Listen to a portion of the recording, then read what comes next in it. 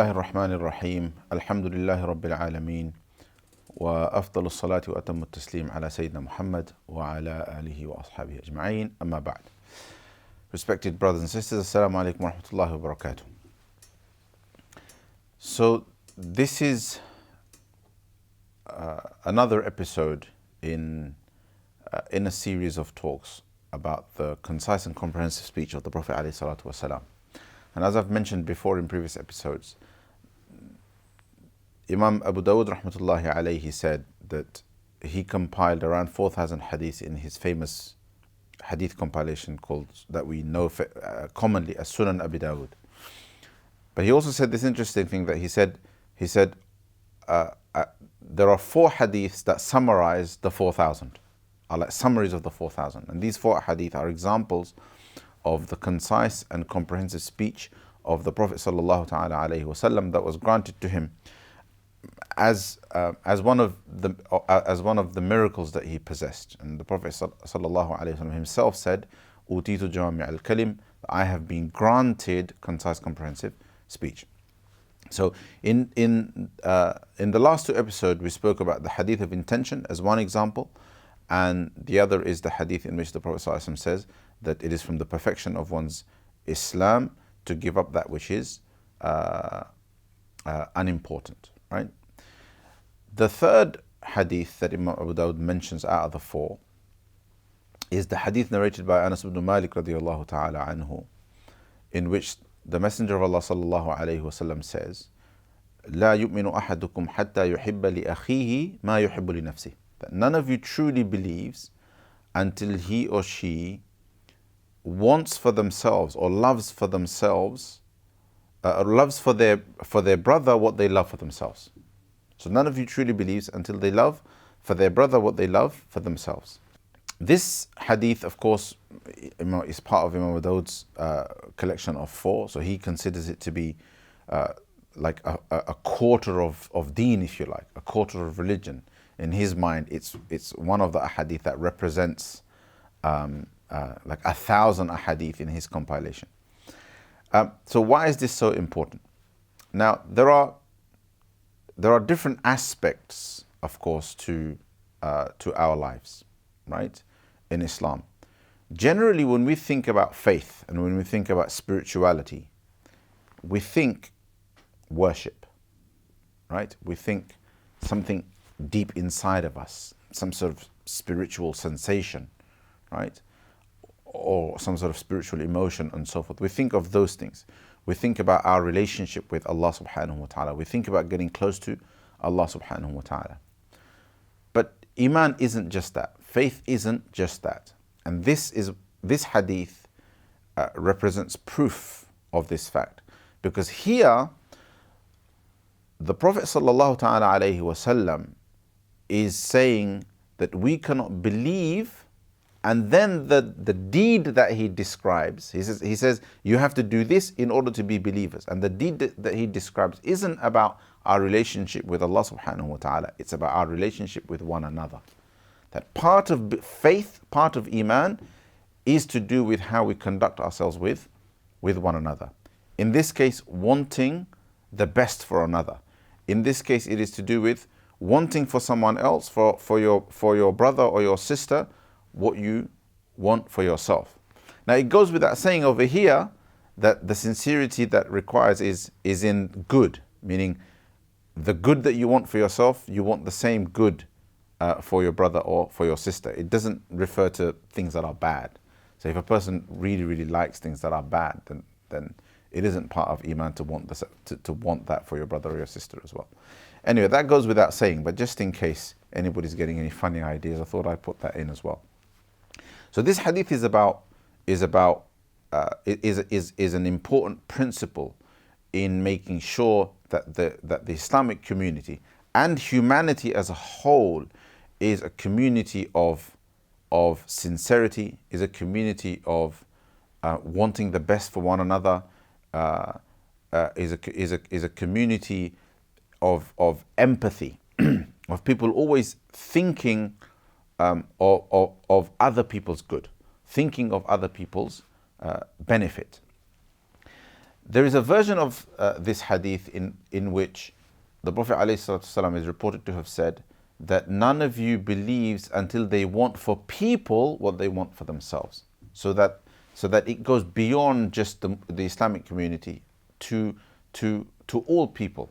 That this is a principle that if you want the world to be a better place, if you want society to be better, if you want a community, a state to be better, a village to be better, a family to be better, then everybody has to want for the other.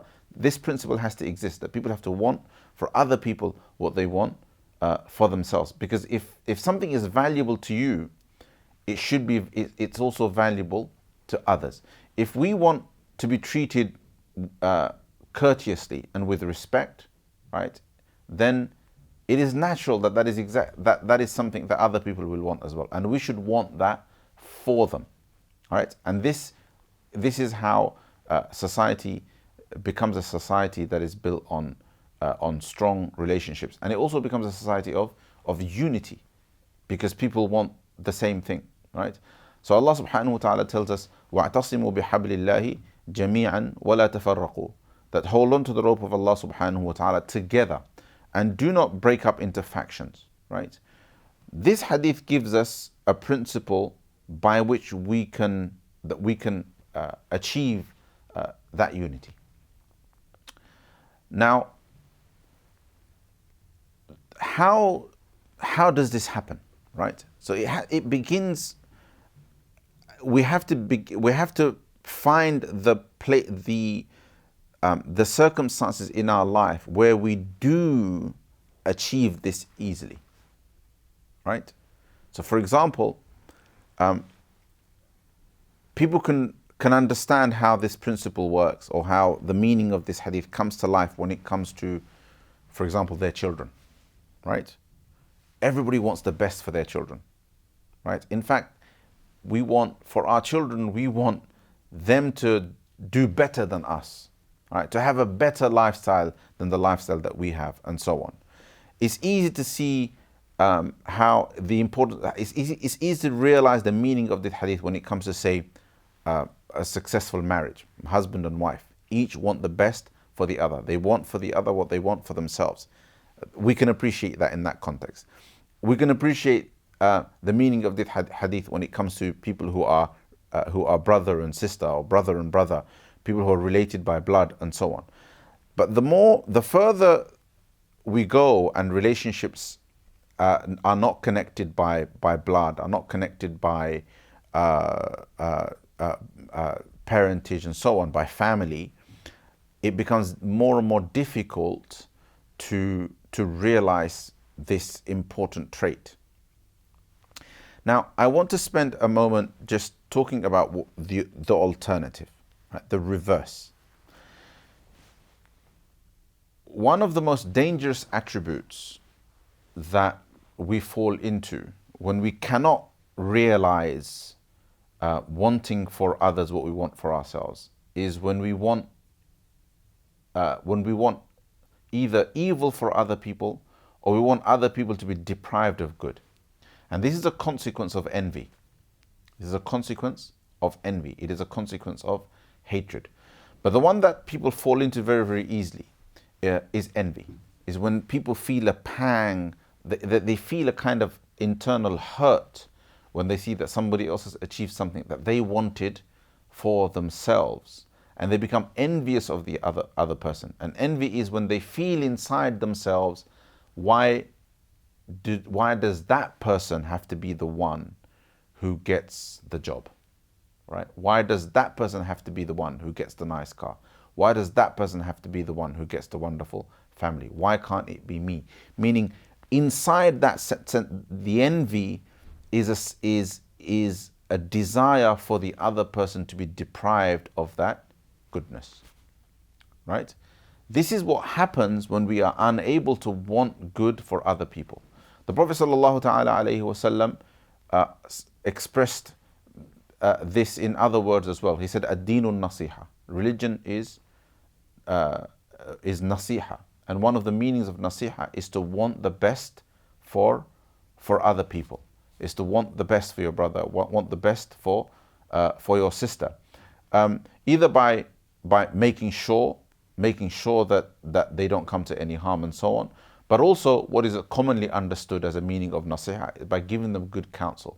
Why? Because you do not want any harm to come to them. It is by internalizing this value, it is by internalizing this quality, this trait of wanting for other people what we want for ourselves, that society becomes better, that families become better, that communities become better. Imam al-Kirmani rahmatullahi alayhi, a great scholar of hadith, said that the opposite of it is also true. That just like it is from the that iman, it is part of iman that one's iman is not complete if they do not want for their brother what they want for themselves. It is all, a person's iman is also not complete if they do not dislike on behalf of their brother what they dislike for themselves. Right? If there's something that you don't like, you have to also not like that for your brother or for your sister. That is also a part of iman. Finally, I want to conclude by just clarifying one thing. Here, the Prophet ﷺ is saying, none of you has iman if you do not have this quality. Here, what is meant is that your iman is not perfect, meaning an important aspect of iman is missing. And of course, iman is fundamental to our success. It's fundamental to our salvation. And I want to just reiterate that iman isn't just about our worship. Iman is about our conduct. And that lack of the correct conduct, if our shortcomings in our conduct results in a weakness in our iman. Weaknesses in iman are not just weaknesses in worship. So I pray inshallah that Allah subhanahu wa ta'ala gives us the tawfiq to build strong communities on the basis of this principle. We have one more episode left inshallah ta'ala. So we've completed 3 of the 4 ahadith. Join me for that one next time. Assalamu alaikum wa rahmatullahi wa barakatuh.